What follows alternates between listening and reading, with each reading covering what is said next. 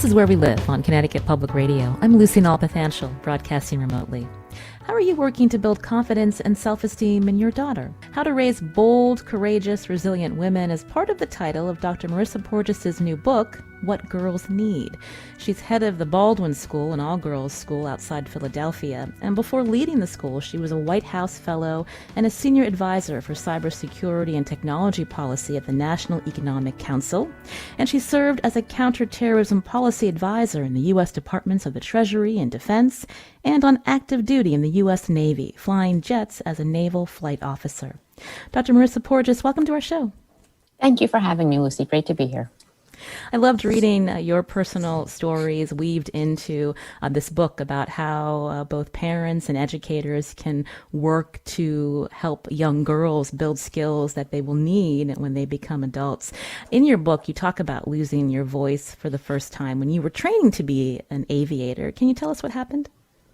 Yeah, I can still remember it vividly, many years later. And it was one of those moments I think a lot of young women have experienced themselves, but a time when you were shut down for just being a girl, and maybe being a girl in a room where it's mostly men or mostly people who don't look like you or aren't, familiar with a loud, audacious, bold woman speaking their minds. There was that time, and I was in college during military training, and there was a senior officer who questioned my desire to step into a cockpit and fly jets. And it was because I was a girl. And he said, I don't think that's what girls do. And, it was long after I wouldn't have been the first. And so it wasn't a question of if women could do it. It was just whether it was the norm and expected. And I think there's still a lot of places where, even as we've been breaking barriers for many decades, there's still a lot of places where just gender norms and socialized ways of being can hold our girls back unless we start coaching them early on to have the muscle memory it takes to stand your ground, speak out, speak up, and really live your best self. I think it's interesting you mentioned that this man made this comment to you while you were training to be an aviator when you were in college. So when we're in our young 20s, I know many women who are listening now, there were probably those moments where someone said something like that. And when I was 19, 20, I wouldn't have been able to speak up. But at 41, I sure would be able to say, let me tell you how you're wrong. Isn't it interesting how it takes years for us to build that kind of confidence to stand up for ourselves, Marisa? I think so. And I think this is one of the things I've seen here at the school. I spent, many years outside of a school environment in a lot of male-dominated workplaces, and fortunately, had a lot of colleagues who did make room for me at the table, to use that metaphor. And yet I realized over time that it wasn't until my mid or late 20s that I got truly used to doing all the things that I think our girls need to do right out the gate. And so we don't want to wait until they're in their 40s or well into their career, or even stepping out of college or into college to have honest conversations about what feels most comfortable to a young woman as they speak out and speak up, how they should compete, how they should feel comfortable communicating and being their best self. And I think there's easy ways we can start young, even in elementary school, in age-appropriate ways to help our girls practice the muscle memory it will take to really lean into these moments later on. And we'll be talking about some of your advice, also based on what social scientists have observed in the way girls and boys relate to each other beginning very young, and again, how we can build those skills in girls to become strong women. But I wanted to ask you about another time in your book where you talk about being afraid to be assertive or speaking up, and it was a situation that not everyone find themselves in. You were in a room with the President Barack Obama. Tell us what happened. Yes, and this is one of those, I've been telling the story more lately since the book came out, and I have to say it's slightly embarrassing because it's one of those moments when the cliche cat got my tongue, but it happened in probably one of the most pivotal moments in my career, right? This moment I've been shooting for. I was in the West Wing, right outside the Oval Office, in a small group private meeting with the President of the United States, the leader of the free world, some moment that I'd been waiting for and working towards for many years. And we were talking about, national security, foreign policy, and debating the issues of the day. And I remember through the course of the entire hour-long meeting in retrospect, not saying a word, literally there was a lot of men around the table and letting others speak up on issues that were my expertise, national, foreign policy, counterterrorism, Al-Qaeda, things like that. And it wasn't until afterwards that I realized that the narrative in my head had been, oh, I'll wait my turn. Oh, don't, I'll have my chance. And I didn't grab that opportunity when it came. I had the good fortune of having a couple other opportunities with President Obama to speak my mind and have that moment when you're a one-on-one with the leader of the free world behind the scenes talking about ISIS and Al-Qaeda. And so I did have the opportunity personally to make it up, but I don't want any young woman to ever be in the room for their top career moment and be, not have that competitive edge they need to feel comfortable speaking out and speaking up. And I think, again, there's little things we can do for our girls from elementary school on to help them practice that. Can I ask if your military background, when we think of the military as this male-dominated culture, even though many women are serving today, Marisa, do you feel like your experience in the military helped you today become a strong woman? I'm just curious, when you had that situation when you were early on training to be an aviator and thinking about women who don't serve, I'm just curious if you could tell us a little bit about what that culture was like. Well, I think it's where I learned a lot of the lessons that I now teach our girls, right? And this all came together in a leadership class I teach for our seniors here at the school I lead. And I started telling them more stories from moments when I was on the carrier, moments when I was in Afghanistan, moments when I was pushed myself and had to figure it out. But I think that training is transferable, right? And so the moment that I had to figure out, for example, there was one time I can remember it vividly having to sign paperwork that absolved the U.S. military of any liability if I were to eject from my jet and get injured, because it turned out that the safety equipment hadn't been originally built or made for a woman my size, which, yes, I'm petite, but it's just the average size of a woman is much different than an average size of a man, and the weight and the height and the length of your limbs and all the rest. And it was a moment that at the time, in my early 20s, I kind of didn't even think about, and I just kept going. In retrospect, it was something that I think can be transferred into a lot of work environments for our women. That time when, you're questioned about what you're wearing because, you're wearing pants in an environment where until recently women weren't allowed to wear pants. For example, the floor of the U.S. Congress, which didn't allow women to wear pants until the late 90s, right? I mean, there are so many moments that we don't think about that our girls will face. And I learned it on the fly, pun intended, when I was in the Navy. But those same skills are things that we can teach. And I think every girl needs, whether or not they're going to be in uniform or on the front lines. You're hearing Dr. Marisa Porges. She's the author of What Girls Need, How to Raise Bold, Courageous, and Resilient Women. We want to hear from you today as you think about how you're raising your children, especially your daughters, or when you think about your upbringing, what skills you wish you had learned back then that would help you as you're an adult woman today. When I think about how far we've come, Marisa, when we think about the opportunities that women have today, but still in 2020, it is, there's a lot that barriers, challenges that we face. Women still make on average 82 cents for every dollar earned by men. Fewer women in the C-suite. When you think about the world that girls will be coming into at their first job when they graduate high school and college, what are some of the things that still worry you today for the girls that attend your all-girls school? Yeah, I think, and you're exactly right. You look at the statistics and we think we've come so far, but there's still a lot of ways to go. And while the system is still changing and needs to be changed, and there should be a focus on that, building the systems and tools and ways of being that will welcome those young women in, I think we also need to help our girls feel personally confident in raising their voice, asking for what they need and being persuasive in that ask, and really learning how they can compete. What what competition it looks like in a healthy way for our young women. I also think it's about really helping them leverage skills that come naturally to our young women, skills of empathy and communication and collaboration, which, employers are hiring for as top skills right now and will continue to for years to come. So, those are places that our girls will have the easy advantage if we help them really nurture early on their personal approach to it. Mm. Can you give us some more examples? I think about when women accept their first job offer and they build their careers, we're often faulted for not being better negotiators, or when you're in a room with a bunch of men, not speaking up first. Tell us how social scientists have seen that play out from the time that children are young, and what we can learn from that as we think about building these skills in young girls today. Yeah, those are both great examples that we can see play out. And we'll take the speaking up and the raising your voice one first, right?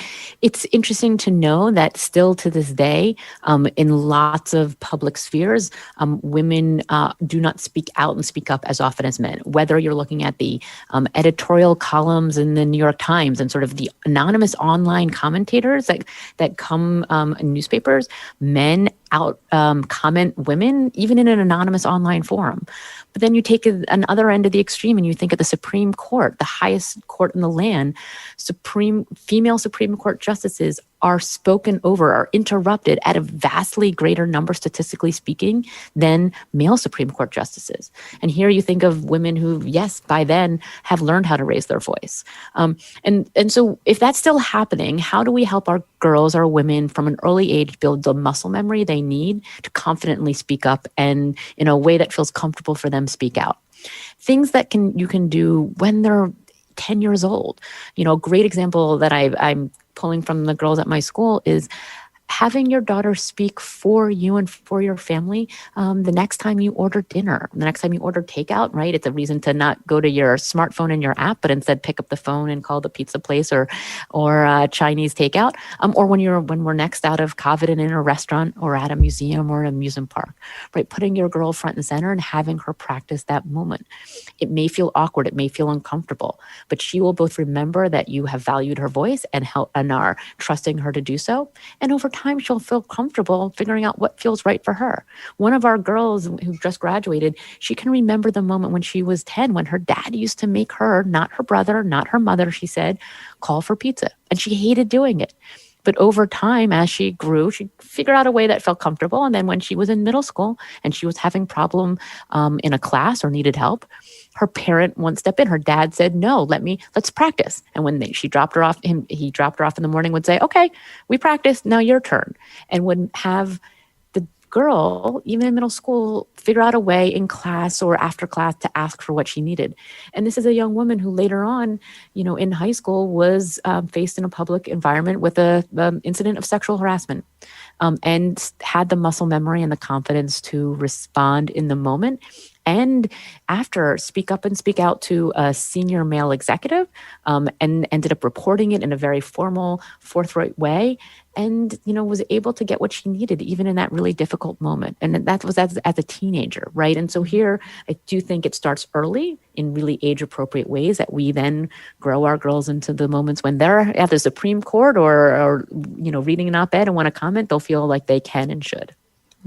That's a great tip, having your daughter order the next time you get takeout or at the moment when we'll be able to eat in restaurants again, Marisa. But what about children who are just naturally shy? I mean, how do you coach them to be more assertive? Yeah. Well, and so it's a good point because we're not saying that an introvert has to be an extrovert. I will say that a shy girl should learn how to, order food at the restaurant because that's something that she will have to do as an adult, of course. But there are also ways, it's really about knowing your daughter and having, or any young girl in your life, your niece, the friend of a family, and helping her feel comfortable in her own shoes. Another great example is using online tools these days that are widely available. One fun story or example that I'm also pulling from the students at my school was a young girl who really wanted a pet. And as it turns out, hedgehogs are illegal as pets in Pennsylvania. Who knew? And she was eager. She thought that was going to be her first pet. And so she started an online petition. right, sent it. That was her more comfortable form of speaking out and speaking up. She was in elementary school, so ended up sending it to all the adults she knew, colleagues of her parents, and then to the state legislator. And before you know it, she was getting responses from the state legislator talking about a bill they put forward. It turns out that they did not pass a new statute to make hedgehogs legal. But here we have a young girl, practicing a different way of speaking out, getting a response from adults, and getting validation for the fact that speaking out and speaking up is a good thing. And over time, she'll grow more comfortable in other ways to do it that feel right for her. But again, it's not about making a shy girl not shy, but it's just helping them practice those muscle memories it takes for all of us, I think, over time to get comfortable speaking up. You're hearing Dr. Marisa Porges. She's the author of What Girls Need, How to Raise Bold, Courageous, and Resilient Women. We're going to continue talking with Marisa after the break. Find us on Facebook and Twitter at Where We Live. This is Where We Live on Connecticut Public Radio. I'm Lucy Nalpathanchel. What do girls really need to succeed? My guest, Dr. Marisa Porges, says children today need a new set of skills to succeed in a changing world, and girls must nurture essential traits before they become young women and enter a competitive job market, one that's still complicated by sexism and the possibility of harassment. She wrote a book about how parents can help their daughters become leaders and innovators. It's called What Girls Need, How to Raise Bold, Courageous, and Resilient Women. Marisa, I wanted to ask you make a point in your book that you're not arguing that women need to behave like men to succeed or conform to societal standards. So why do you believe girls need to learn skills like negotiating and competing? Yeah, well, I think the challenge here is really questioning whether negotiating and competing are or should be considered male traits. I would argue that that's a historical norm, and in fact, both of those ideas should just be gender neutral because they're skills that any woman or man could say, yeah, you need them on a daily basis. You need to be able to negotiate for a lease or your first salary. And unfortunately, because of social norms, women haven't necessarily been coached to do so early on, and they're at a disadvantage. Same thing with being competitive. One young girl I interviewed for the book, she claimed that competing's for boys, and she can remember a moment in a geography bee for in fourth grade when she was just in middle school then, so it had only been a few years, when she knew the answer but didn't give it in the semifinals of a geography bee because she didn't want to make her friends feel bad. And when we talked about it, and her mom, when hearing this, was aghast and said, well, but if you knew the answer, and she said, yeah, no, it was okay. I didn't need to show off. But competing isn't about showing off, right? It's about being your personal best. And, this day and age, I think that's something every girl needs to say, yeah, I can do that too. It's not something for boys. It's something for all of us. And I think thinking of it in a healthy way, not a maladaptive way, not a win at all costs, but just be your personal best. I think it's a really important thing. And being competitive actually helps you perform better. It's something that social scientists have shown really encourages you to be even better, whether or not you win or lose. So I think these are skills that every girl needs and should be not for boys only. You also talk about parents should resist the temptation to not step in or be the advocate on behalf of their daughter. So tell us more about this, because we want to protect our children, but there's definitely a balance of how you teach your children to advocate for themselves. Yeah, well, and this is where the sort of age-appropriate coaching the way we think about coaching in an age-appropriate ways really comes in for parents. And it's hard to do, particularly as our girls enter middle school and junior high school, and we think, well, it's such a difficult period for many kids, and how do we be there for them throughout? And yet these are the perfect moments because by and large, they're going to be at school where their teachers and coaches and their advisors are there looking out for them, are there wanting to support them. It's a safe place for them to try out how they feel works for them personally, speaking out, right? Again, whether it's sending an email when you need help, whether it's raising your hand and speaking up, whether right now when kids are learning virtually, a great question for parents to ask isn't, how class went, but did you ask a question? Did you ask a question over chat? Did you email it to your parent? What did it look like and how did it work for you? And I think, one thing to consider is whether or not you institute a 24-hour rule, right? This idea that every problem that comes up, do you pause and wait 24 hours before a parent jumps in? By and large, particularly in preteen and teenage years, a lot of the problems in 24 hours have subsided and we can, calm ourselves down, our girls down and realize that a lot of it works itself out.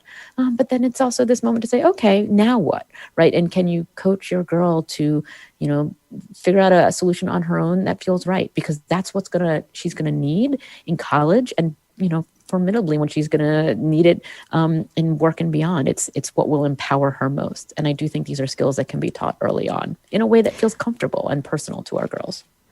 Kelly wrote on Facebook, I learned to use language to encourage my daughter to be proud of herself. I try not to say I'm proud of her. She needs to own it and not seek the approval of others. How proud do you feel is what she asks. I'm curious what your thoughts are on that.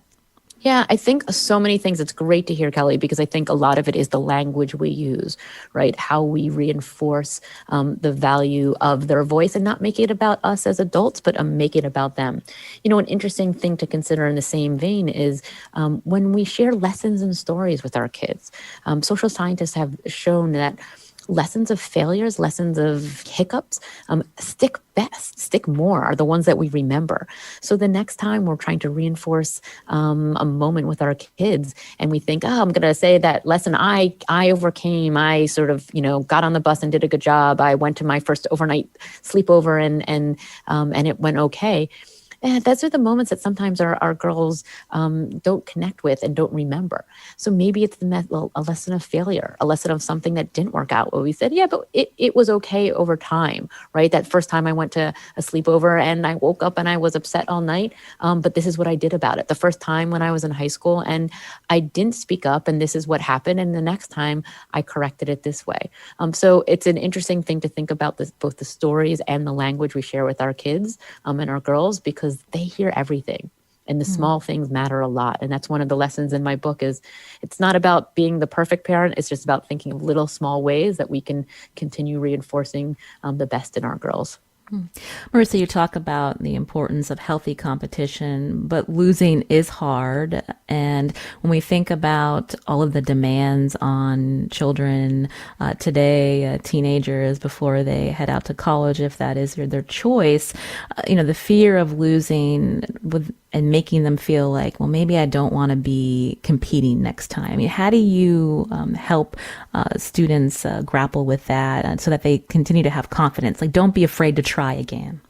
Yeah, well, and this is particularly for young women where perfectionism is a struggle for a lot of teenage girls. And we need to get them used to, candidly, get them used to failure, right? Get them used to the failure and the little f, right? We all think back to the stuff that we thought was failures when we were kids, and it's nothing, right? It's the blips of life. One way to do it is to normalize, quote unquote, failure, right? Normalize the hiccups that are everyday parts of life.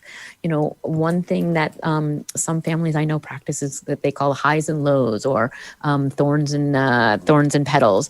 And on a daily basis, they share the hiccups, the failures of the day, as well as the up moments.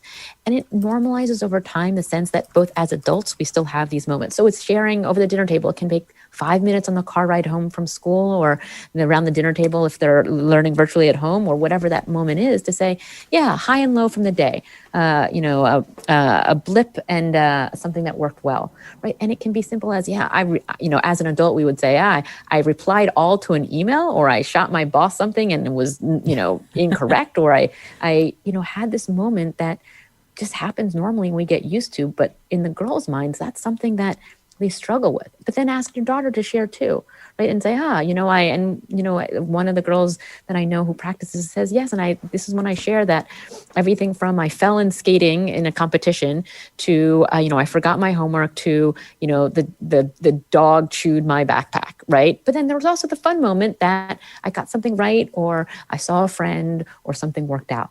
And when we help them balance those two realities and realize that it's not such a big deal, this isn't the big failure. This isn't sort of those moments where we need to get there and pick them up. It's the moments that every day they need to get used to diving back into the competition.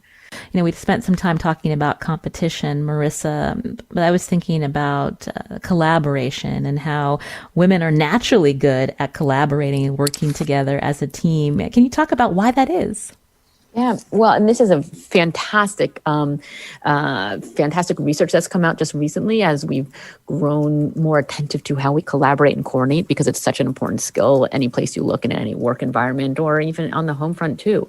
And yes, there's a recent study that showed that interviewed and studied teenage kids, boys and girls around the world, 125,000 15-year-olds, and demonstrated that girls were statistically speaking better at problem solving in teams, collaborating in groups than boys. They on average outperformed the boys by 30 points and were 1.6 times more likely to be rated top performers in this critical skill. It comes down to, again, things that have been socialized in terms of how they communicate with each other from an early age, how young girls are encouraged to find consensus, how they're encouraged to think of the other as they navigate even sort of that moment in pre-K where they're sharing toys. And a lot of it is just socialized ways of being. And yet we see it now as such a critical skill, such a competitive advantage for girls. And so I think it's something that, it's about helping them lean into their best selves and saying, no, that's great. And so this is where, from a parent's perspective, you think it's about asking the question when they come home from school, not how did it go? But, what happened with your lab partner? What happened in that team project? What happened when it wasn't going well? What did you do next with your partner or lab mate? Because those are the moments that when we reinforce the behaviors that take communication, collaborative thinking, problem solving in certain different ways, it reinforces this sense that that's really what we want to nurture in our girls, and they'll lean into it more and more. David's calling into the show. And David, what's your question or comment for Marisa? Hi, Marisa. This is a wonderful show. I'm really enjoying it. My son is an engineer, and he started his first job about a year ago. But during the interview process, he went from intern, and they interviewed him for the job. He had in his mind a number for what the cost should be, what the salary should be, and the interviewer from HR was a woman, and she went, there was a negotiation process, and they came out in the middle, and he told me about it. I thought, that sounds great. Your starting point's very important. I'm glad you negotiated it up a bit. They went low, he went high, they came out in the middle. At some point later, the woman who was the interviewer told him that, for guys, she always goes a little lower because guys always negotiate up. And had he been a woman that she was interviewing, she would have gone right to the middle number. And they would have arrived at the same salary as starting engineers, but the process would have been different. And I'm just curious your thoughts on that. Is this woman sort of enabling the status quo, or is she evening the score? Yeah. Oh my gosh, what a fantastic story, David. Thank you for sharing. It's a very interesting thing, and you think, well, at least in one example, we have a system trying to correct for what is a historic disparity between women. And we talked about between women and men. We talked early on in the show about the pay gap, right? That women are paid 82 cents on the dollar still to this day for what the same job a man does. And so here we see maybe, I would argue the system's maybe correcting for itself, because it sounds like in the HR sense, she's still ending up at the same even point for starting engineers and they're getting the same salary. But statistically speaking, because in this day, women do not negotiate. Even those who've been coached and trained in negotiating, those who are graduating from MBA programs, when they're graduating, a study showed that a mere 7% of women asked for more money during this opening negotiation for their first job. In comparison, 57% of the men negotiate. So I'm glad that it worked out for your son, David, but I do think that unfortunately most women are not positioned. They don't have the muscle memory. They don't have the skills to know that, you have to negotiate your first job. And if you don't, you are behind the curve for the rest of, unfortunately, the rest of your career, since oftentimes job salaries are benchmarked on your last job. And over many years, hundreds of thousands of dollars can be left on the table. But more importantly, the sense that, we're not closing that final mile in the gap of different norms and different gender gaps. So I would argue that, again, it's a bit of a system correcting for itself, because it sounds like it was equitable in the end. But I do think it's a really good story to think about when we're talking about young women. How do we get them to ask for what they need? How do we get them to know that in that first job, at the pizza parlor, at the summer camp, they try negotiating. It doesn't matter if it works out or not, right? But it's about the muscle memory of knowing you have to ask, right? Even something, even earlier on, how do they get persuasive when they're asking for something they want with their families? A fun story again that I learned from my girls here at the school is, when one of them said that when she's asking for something for her, from her parents, whether it's a sleepover on a weeknight or a new toy or some exception to a rule at home, she has to pitch for it. Her parents asked her to come back with 3 reasons, and she showed me one of her PowerPoint presentations. Over time, she decided to make a PowerPoint, and the best one I saw was the PowerPoint that argued for a sleepover on a Thursday night, and it showed the cupcakes they wanted to make, the movie they wanted to show, and the tents they wanted to build in the living room. And the reality is, I have no idea if this girl got her ask. It didn't matter, but it was a sense that her parents wanted her to ask, wanted her to persuade, wanted her to practice the muscle memory she'll need when she's going for that first engineering job, just like your son. So thank you for sharing the story, because I think it's a great example for us to all think about. I love thinking about that negotiating, like muscle memory, and why we need to instill that in girls early on. Dr. Marisa Porges is my guest today. She's head of the Baldwin School, an all-girls school in Pennsylvania, and author of this new book, What Girls Need: How to Raise Bold, Courageous, and Resilient Women. We'll continue talking with her after the break. Find us on Facebook and Twitter at Where We Live. This is Where We Live on Connecticut Public Radio. I'm Lucy Nalpathanchel. My guest today, Dr. Marisa Porges, head of the Baldwin School and author of What Girls Need: How to Raise Bold, Courageous, and Resilient Women. Marisa, you spend time in your book talking about empathy and why that is important. When we were thinking about this show, the question of, does empathy get a bad rep, equating it to being too sensitive? How do you address that concern? Yeah, I think this is something that's changed over time in the past 5 to 10 years, as leaders in the private sector and the public sector and at the corporate world and everywhere have realized that empathy is actually something that drives the bottom line, something that makes you a better leader, a better manager. It's interesting to know that even old school traditional companies like Ford Motor Company have started teaching their engineers empathy. They make new engineers wear what's called the empathy belly. It is actually an outfit that mimics the feeling of being a 3rd trimester pregnant woman. It has a belly, and it sort of tightens the feelings in your chest. And they have their engineers get in and out of Ford cars to practice what it feels like to be a 9-month pregnant woman navigating a standard car, so that those engineers can help design with empathetic thinking in mind, understanding the perspective of the customer to better engineer and design things that will improve the customer's experience. You think empathy is helpful? Going back to our military conversation earlier, leaders in Afghanistan and Iraq, when I was there, I can remember hearing from General McMaster, who would say, empathetic thinking is what's going to help us win the war. Understanding what the other needs and how we help keep that perspective in mind is going to make us better soldiers for the people that we're leading in our platoon. And it's something that I saw firsthand when I was doing research, interestingly, on counterterrorism. I can remember sitting across from a former Al-Qaeda recruiter, right? And my ability to empathize with him, as crazy as it sounds, and be able to share moments that took his perspective in mind, helped us navigate really tricky moments and helped me figure out how to advise the U.S. government and foreign government officials on what to do next in combating terrorist groups. Now take that and translate it to what our girls are thinking and doing. They are natural empathizers. From an early age, our young girls are encouraged to find consensus, to think about their friends and classmates, to think about how to take those perspectives in mind on a daily basis. And we want to encourage that. We want to nurture it, not because it's of the golden rule, not because it's the girly thing to do, but actually because it's going to make them better in the workforce. It's going to make them better on the home front when they're older. So it's a really interesting moment in time when we can think about how this skill becomes some competitive advantage for our young women later on. Janet's calling from Torrington. Janet, what's your question? Oh, thanks. Good morning. It's not really a question. I think I'm going to make it a comment. I have been in the corporate world for all of my career, and my husband and I have raised two very independent, strong young women. One is 24 and has been out on her own for 4 years. The other is a senior in high school. And my comment is they are spectacular, witty, bright young women.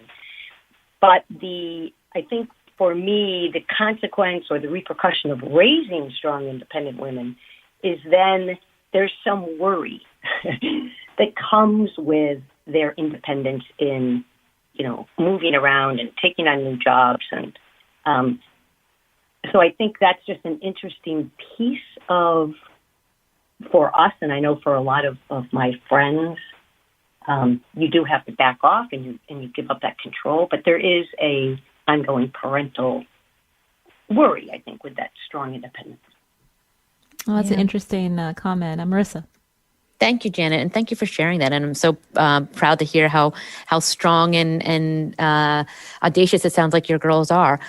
It's a good thing to remember, and I think all parents would feel this way, but particularly for our girls, because as we know, the system isn't entirely there yet, and they're still going to face the daily hurdles. And when they're independent, they might face them on their own. And then I'm going to challenge my own statement there about facing them on their own. And one of the conclusions in my book, but also in my career and in my work here at the school, is that we need to remind our young women that they're never fully alone. They may be independent, but that they should have a team alongside them. But it may not be their parents, right? And I have to say that, my team has included girls I graduated high school with, girls that I played sports with, women that I served with, men that I served with in the military who I still call today when I need something. And the texts I have this week coming in from former colleagues who are cheering me on and my new role of opening a school during a pandemic. And I think the thing to remind your daughters, Janet, and remind all our girls is, yes, we want them to be independent, but independence should be coming with a team alongside them. And men do this, right? Men, count on mentors and sponsors. It's something that is sort of naturally part of their network, right? We want our young women to invest in that network equally effectively and equally often, because that's how they will not be alone when they hit their struggles, even if their parents are not alongside them. So Janet, I hope that we can remind your daughters that, because they'll be fine when they have people to turn to. We just have a few minutes left, Marisa, and I was thinking about adaptability, something else you talk about in your book, something that all of us have struggled with in this pandemic. But I wanted to read this comment from Jeremy on Facebook. He wants to hear how you support girls who may be less independent than their peers due to disability or clinical anxiety. How might your approach differ or not when considering the intersection of gender with disability and difference, Marisa? Yeah, thank you. I think this is where it's about knowing your daughter, knowing your girl, knowing your student when you're a teacher, and finding little things you can do differently. And we have students here who are struggling with a lot of, whether it's personal, physical challenges, things that they need help on. And that's the nature of growing up these days, right? And we want to make sure that we can still push them, because the reality is just about finding different ways to present that challenge. And so I would say that it just may look different. This is where that first challenge may not be going to overnight camp. It may be something closer to home. It may be something around your dinner table, right? Helping a girl speak out in those environments will be equally empowering.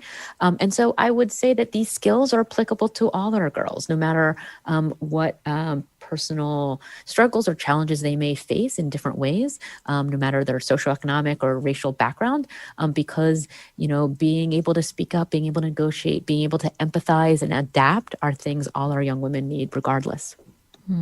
As I mentioned, Marisa, we're almost out of time, but I just wanted to ask you one more question when we think about adaptability. How do you encourage your girls to get outside their comfort zone? Yeah.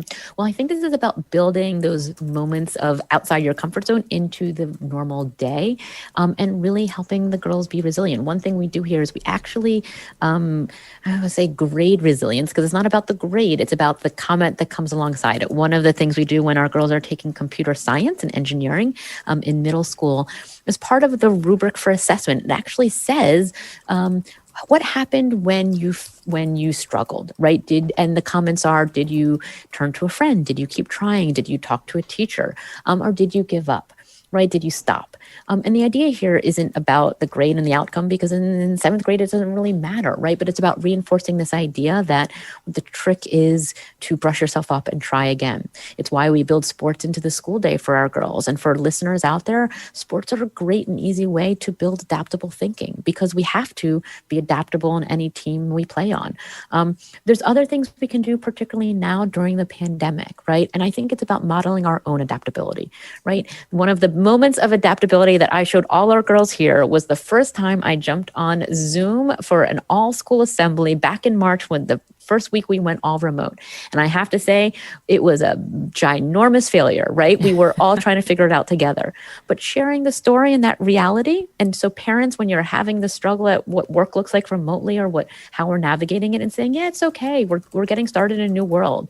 Right now, we have our girls showing up for class, and we're saying, we're adapting to this together.